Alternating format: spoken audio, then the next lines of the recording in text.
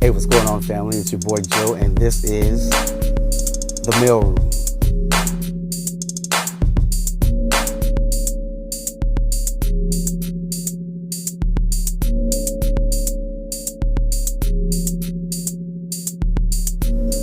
All right, so today you see I have on the Black Mercy hat, and there's a reason for that.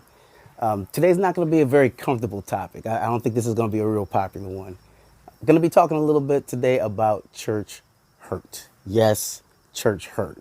So for some of y'all that might need to go ahead and scroll, I appreciate y'all checking me out for these few minutes, and you can go ahead and swipe right now. If you're still here, I'll just tell a real quick story, and then I'm going to go ahead and cut across the field. So back in the day, I used to be a bartender, and I bartended at a lot of clubs and restaurants and bars and things of that nature. It was, back in the day. And I'm not going to glorify that lifestyle or anything that has to do with it, and I'm not condemning it either.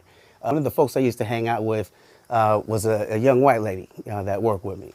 And so we'd all kind of hang out after we got off work and, kind of do what it is that folks do when they get off work at bars. And so we're sitting around the bar and we're having this conversation. And, all the time when we used to hang out, she'd always be talking about the dudes who kind of like, had done her wrong. She I hope that she's doing all right now, but she kind of had some, jacked up relationships. She was a young single mom, had a little daughter. And one of the things that we were talking about was just, kind of like, I was like, one day, and this, like I said, the adult beverages may have had something to do with this, but I was like, how come you never fool with any black guys? How come you don't mess with brothers? And she told a story about how when she was a little bit younger, she had an experience with a black dude, and she was dating him, and he kind of dogged her. He was cheating on her. He was driving her car around and cheating on her with, her car. It was kind of crazy. I was like, that kind of sucked.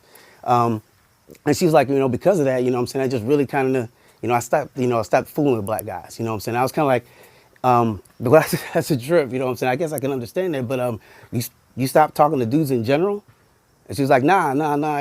Just that experience for me kind of was just, it kind of put me away. And I just, kind of just made me kind of think about, brothers a little bit different. And I was like, so you don't have a problem dating with, dudes who actually have hurt you or, cheated on you or anything like that. She was like, well, no, what do you mean? I was like, well, your baby daddy is white and all these toxic relationships that you've been in, they're white dudes, but you ain't stopped dating white dudes. And like I said, I'm not going to get into that whole conversation and everything like that. But my whole thing was like, I don't think it's really that you necessarily had a problem with, being hurt by people. You just had a problem being hurt by black dudes. At least that's the way it kind of came off to me. And I kind of explained to her a little bit. See, I was like, when you kind of even put that out there, it justifies how other people who may actually not really have a problem with this dating black guys, but have a problem with black guys can now kind of like be like, well, that's the reason why I don't fool with them. Because you've actually put that out there, and you can kind of reinforce what they already had a problem with, interesting, and it kind of made me feel some kind of way. Well, here's the thing. I believe in church hurt, and I do believe that that's a real thing, but I believe that it is really just people who hurt people. And unfortunately, just kind of like the same way as that young lady had a little bit of a problem with brothers and she put off her hurt on brothers, sometimes when we talk about church hurt, we have a problem with the church. And because the church hurt us, then it kind of justified what we already kind of felt. And I'm not trying to condemn like I said, I'm not trying to say that church hurt or being hurt by church people is not real. But what I do want to say this is that the same way as I felt when I was like, well, when you just sit there and you say out there to folks that you don't mess with black guys, you're telling folks out there that already have a problem with black guys that it's okay to feel how they feel. When we as church folks go around here talking about church hurt, we give a chance to all those people who already have a problem with the church to justify how they feel. And what they end up doing now is they have an excuse not to fool with the church. Not really because they don't really, but they didn't want to deal with the church in the first place. But we've given them a reason. And I would even go a little bit further to say this, and this is kind of like a self-condemnation here. One of the things that we've seen in our kids, in the generation that's underneath us, is that they actually have an overall rejection of everything that has to happen with the church.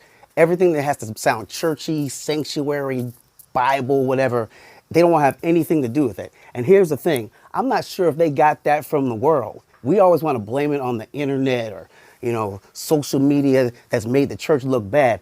I don't think so. I think part of it has to do with the fact that we, their parents, were always talking about church hurt and how the church did this and how the church is a hypocrite. And those kids underneath us heard us talking about the church that way.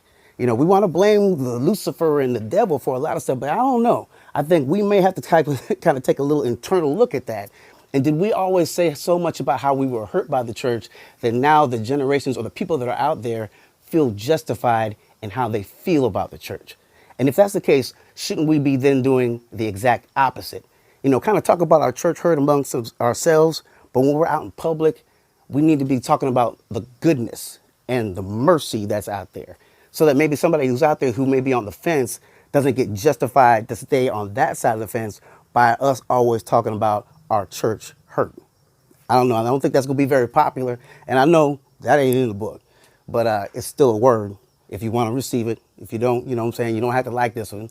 But if it did bless you, do make sure that you like this, share it. If you think it'd be an interesting point of conversation, go ahead and, you know, type a person's name in the comment box that might want to go ahead and, you know, kind of, you know, put out there. But I have no problems in terms of discussing that.